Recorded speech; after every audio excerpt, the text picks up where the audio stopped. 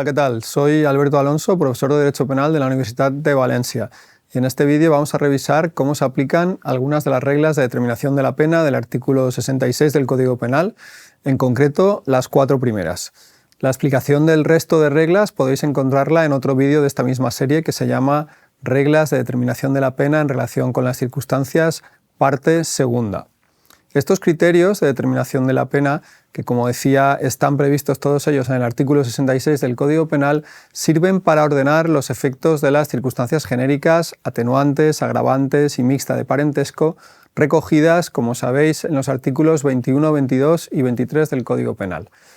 Lo primero que debe recordarse es que estas reglas se utilizan en el proceso de determinación de la pena en la fase que se suele denominar marco penal concreto. Es decir, una vez tenidos ya en cuenta el grado de realización del delito, si éste se ha llevado a cabo en grado de consumación o de tentativa, o si se trata de un acto preparatorio punible, y también el grado de intervención en el mismo, es decir, si estamos ante un autor, un inductor, un cooperador necesario o un cómplice, y también una vez constatado si concurre alguna eximente incompleta o un error de prohibición vencible. En este punto, por tanto, antes justo de pasar a la fase de individualización judicial de la pena y de aplicar en su caso las reglas penológicas de los concursos de delitos. Una segunda cuestión importante que se debe tener en cuenta en este contexto es el ámbito de aplicación de estas reglas del artículo 66. De acuerdo con su tenor literal, han de aplicarse en primer lugar a los delitos dolosos, graves y menos graves, quedando excluidos, por tanto, los imprudentes y los delitos leves, o los delitos dolosos leves. En relación con estas dos últimas categorías de delitos, los jueces, si lo consideran oportuno, podrán tener en cuenta estas reglas, pero no están obligados a ello, pues en el artículo 66.2 del Código Penal se establece que en esos casos podrán aplicar las penas a su prudente arbitrio sin sujetarse a las reglas prescritas en el apartado anterior.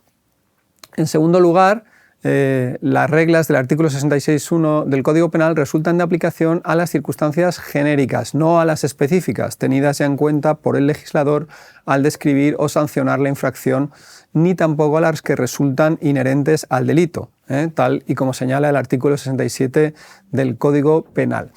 Y por último, en tercer lugar, estas reglas del artículo 66 resultan aplicables a penas de cualquier clase, con la excepción de las penas de multa proporcionales y debiendo tenerse en cuenta también aquí que existen determinadas previsiones específicas para las penas aplicables a las personas jurídicas, cuestión esta en la que en este vídeo no vamos a entrar. Bien, pues hechas estas precisiones, vamos a ir analizando ahora ordenadamente cada una de las reglas previstas en el artículo 66.1 del Código Penal. La primera se refiere a cuando concurra solo una circunstancia atenuante, y ninguna circunstancia agravante. En este caso, dice el artículo 66.1 primero, los jueces o tribunales aplicarán la pena en la mitad inferior a la que fije la ley para el delito. Fijaos en que la ley dice aquí aplicarán, de modo que no hay margen para la valoración judicial. Así, si por ejemplo estamos enjuiciando a un sujeto autor de un delito consumado de homicidio del artículo 138 del Código Penal, concurriendo una circunstancia atenuante, pues por ejemplo la de reparación del daño y ninguna agravante, aplicaremos una pena que oscile entre 10 años de prisión, que sería el límite mínimo, y 12 años y 6 meses de prisión, que sería el punto medio de la pena con la que estamos operando. Aquí debe recordarse que en el proceso de determinación de la pena las diversas operaciones que se van realizando son acumulativas, es decir, por eso es muy importante realizarlas en el orden que corresponde. De modo que, en relación con el ejemplo acabado de citar, si en vez de tratarse de un delito de homicidio consumado lo fuera en grado de tentativa acabada, por ejemplo, y concurriera igualmente una sola circunstancia atenuante y ninguna agravante, primero habríamos bajado la pena base en un grado por la tentativa acabada y sería partiendo de dicha pena resultante que aplicaríamos a continuación la mitad inferior por el juego de la circunstancia atenuante.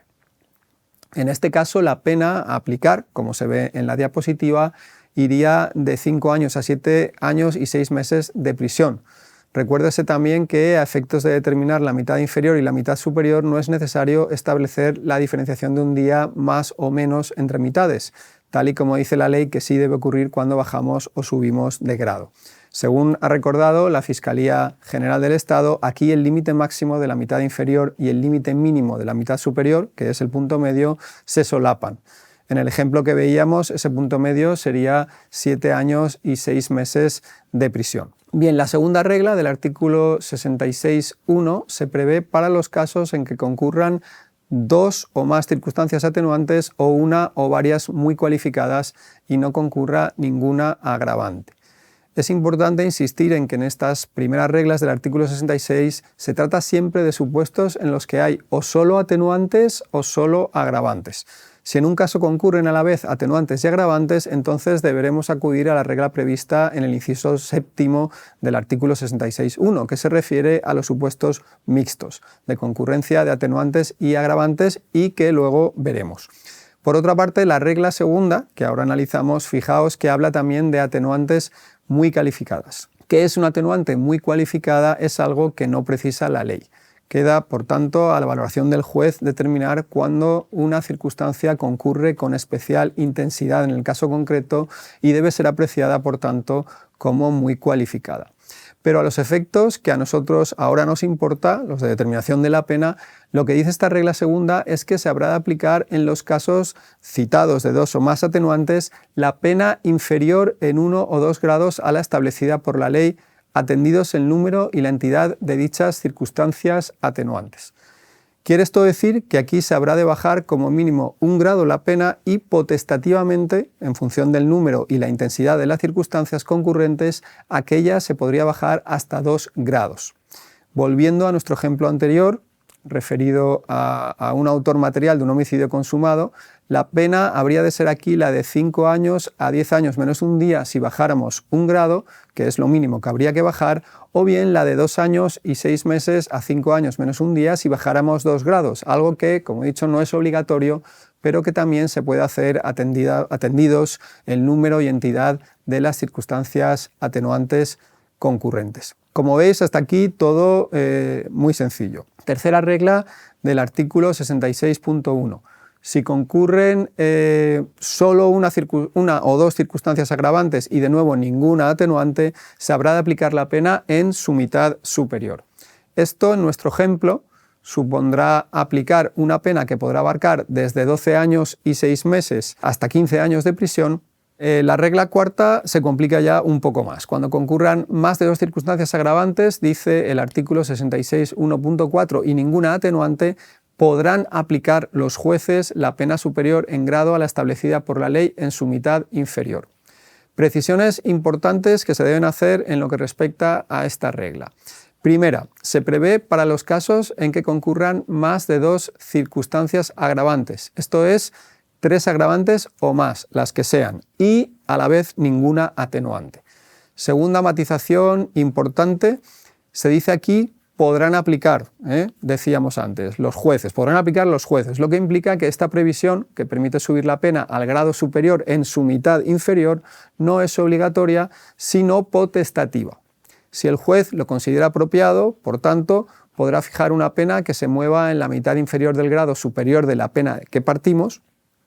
Esto, en el ejemplo al que nos hemos referido anteriormente, del autor de un homicidio consumado, concurriendo, por ejemplo, 3 agravantes y ningún atenuante,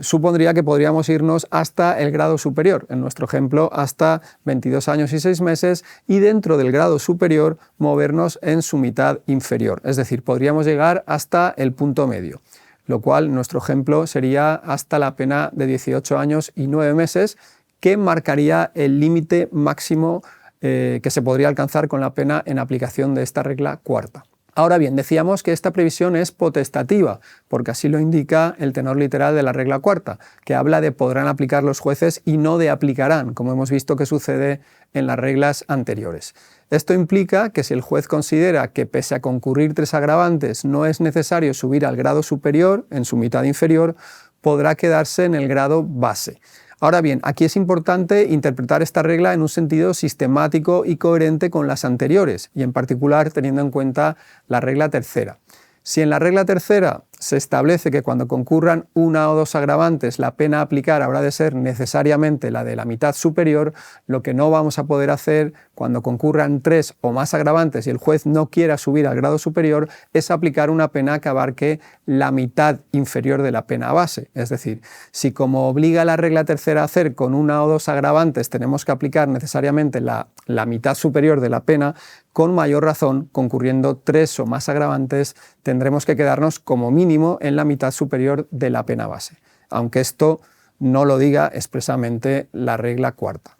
No tendremos por qué subir a la pena superior en grado, en su mitad inferior, porque esto ya hemos visto que es potestativo, pero si nos queremos quedar en la pena base tendremos que limitarnos necesariamente a la mitad superior de esta, es decir, en nuestro ejemplo, a la pena de 12 años y 6 meses a 15 años. Porque aunque ello no lo diga expresamente en la regla cuarta, insisto, es algo a lo que aboca una interpretación sistemática y coherente del precepto. De modo que en nuestro ejemplo, referido al autor de un delito de homicidio consumado en el que concurren 3 agravantes genéricas y ninguna atenuante, podríamos movernos por arriba hasta la pena de 18 años y 9 meses, según hemos visto antes, y por abajo hasta la de 12 años y 6 meses de prisión. Bien, pues hasta aquí este primer vídeo relativo a las reglas de determinación de la pena referidas a las circunstancias. Como os decía al principio, hay otro vídeo en el que se ofrece la explicación de las reglas restantes, titulado Las reglas de determinación de la pena en relación con las circunstancias, parte segunda, y que podéis encontrar en esta misma serie de vídeos. En todo caso, no dejéis de practicar con otros ejercicios de determinación de la pena que os indiquen vuestro profesor o profesora y de preguntarles a estos las dudas que os puedan ir surgiendo. Gracias y hasta otra ocasión.